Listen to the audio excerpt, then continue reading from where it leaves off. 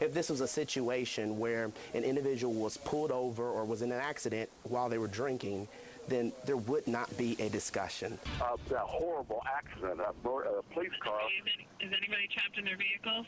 No, but they're laying out in the middle of the street and people are attending to them. Now, drunk behind the wheel, an IMPD officer involved in a deadly crash is facing serious allegations. This is that Metro police officer tonight leaving his home, surrounded by fellow police officers. Crash report states Bassard tried to swerve but couldn't avoid them. Chief Paul Soselsky said the department is working with the prosecutor's office, and he said the department would consult with the prosecutor's office tomorrow to determine what charges may be filed. Following Friday's accident, the officer in question was assigned to desk duty.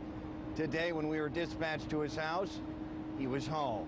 We arrived at Officer Bassard's home. 5 squad cars at the house, hurriedly parked. To arrest him?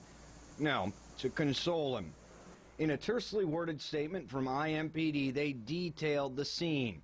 A scene that included grown men in tears embracing. 2 initially critically injured Friday and 1 killed. Bassard, sirens blazing, hit 3 motorcycles and a car.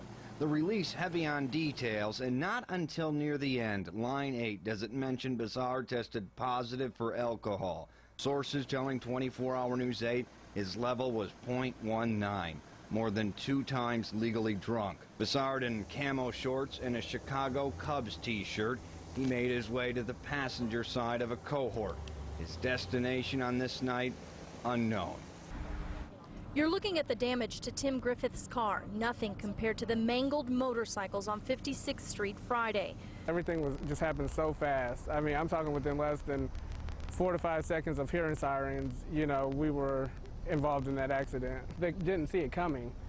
We were just sitting at a light, and the vehicles in front of us had been able to move, but we hadn't even been able to move right when that light turned green. So we were in the left lane, there were people in the right lane, there were people in front of us.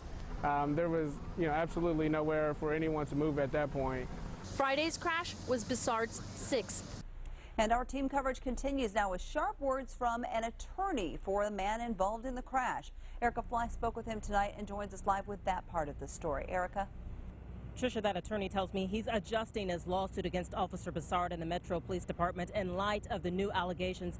And he's outraged the department is just now acknowledging Bassard was allegedly over the legal limit. Have they found, and how long have they known that? I think we need to know that. How long have you known that this man was drunk? And why did you make a decision not to let us know earlier? Attorney Everett Powell's client, Timothy Griffith, was in front of the motorcycles when he says Officer David Bassard slammed into the cycles, sending the bikes and bodies onto his car.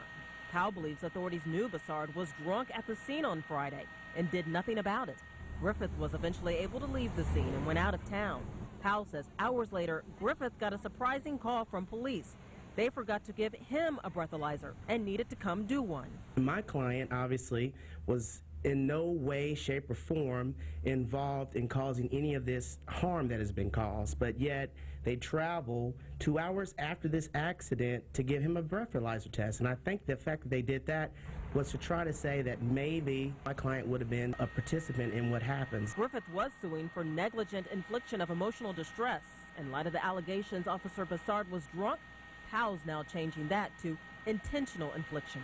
We have asked Everett Powell, who is the attorney, as you said, for Mr. Griffith, to join us here in the newsroom and in our web center. Ask a couple of questions. How does this information that this officer was drunk or may have been drunk affect your case for your particular client? His car was damaged. He suffered some emotional distress. How does this change things? Well, when you look at the situation as it first came to us, we thought that this was a situation where the officers painted the picture that the people who were riding the motorcycles were not responding to the officer having the sirens and the lights. Right. And obviously, things have changed. It's not that situation at all. Here we have a situation where an officer was driving recklessly and under the influence of alcohol. So that changes the circumstances because he intentionally decided to drink. And that wasn't a decision that anyone could make. My client was forced to take a breathalyzer test after he had left the scene about 2 or 3 hours later, and he was actually about an hour outside of the city, and he passed that test. And I want to know quickly, what do you think should happen in this case at this point?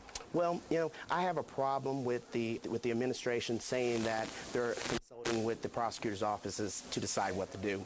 If this was a situation where an individual was pulled over or was in an accident while they were drinking, then there would not be a discussion. We would know that they would be in custody of the police right away.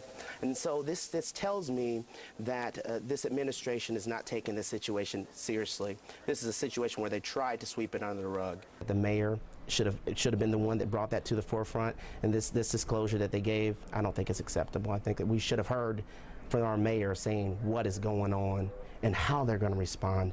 Don't tell me that you're going to put this on the prosecutor. What are you going to do, Mayor?